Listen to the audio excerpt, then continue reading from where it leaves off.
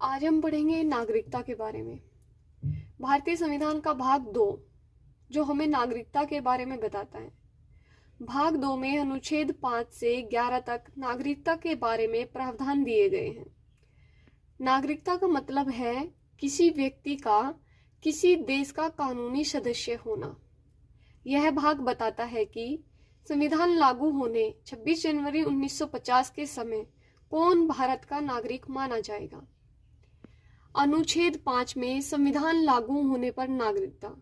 अनुच्छेद 5 में बताया गया है कि संविधान लागू होने पर नागरिकता, जो व्यक्ति 26 जनवरी 1950 को भारत में जन्मा हो, उसके माता पिता में से कोई एक भारत में जन्मा हो या वह कम से कम 5 वर्ष तक भारत में निवास कर चुका हो, तो वह भारत का नागरिक माना जाएगा अकॉर्डिंग टू आर्टिकल 5।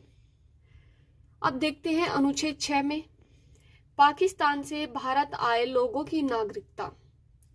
विभाजन के समय 1947 के बाद जो लोग पाकिस्तान से भारत आए वे भारत के नागरिक माने जाएंगे यदि वे 19 जुलाई 1948 से पहले भारत आ गए हो, उसके बाद आए हो लेकिन भारत सरकार के पास पंजीकरण कराया हो।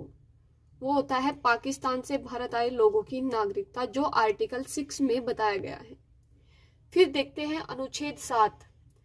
अनुच्छेद 7 में है जो लोग भारत से पाकिस्तान चले गए। जो लोग 1 मार्च 1947 के बाद पाकिस्तान चले गए वे भारतीय नागरिक नहीं माने जाएंगे, लेकिन यदि वे वापस भारत आकर सरकार की अनुमति से बस गए हो तो भारतीय नागरिक बन सकते हैं अकॉर्डिंग टू आर्टिकल 7, जो लोग भारत से पाकिस्तान चले गए। फिर देखते हैं अनुच्छेद 8 के बारे में। विदेश में रहने वाले भारतीय मूल के लोग, जो व्यक्ति भारत के बाहर रह रहा हो लेकिन उसके माता पिता या दादा दादी भारत में जन्मे थे, तो वह भारत के दूतावास में पंजीकरण कराकर भारतीय नागरिक बन सकता है।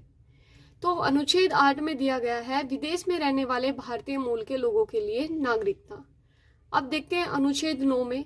अनुच्छेद 9 में विदेशी नागरिकता लेने पर यदि कोई व्यक्ति अपनी इच्छा से किसी अन्य देश की नागरिकता ले लेता है तो वह भारतीय नागरिक नहीं रहेगा अकॉर्डिंग टू आर्टिकल 9। विदेशी नागरिकता लेने पर भारतीय नागरिकता स्वतः समाप्त हो जाएगी। अब देखते हैं अनुच्छेद 10 को।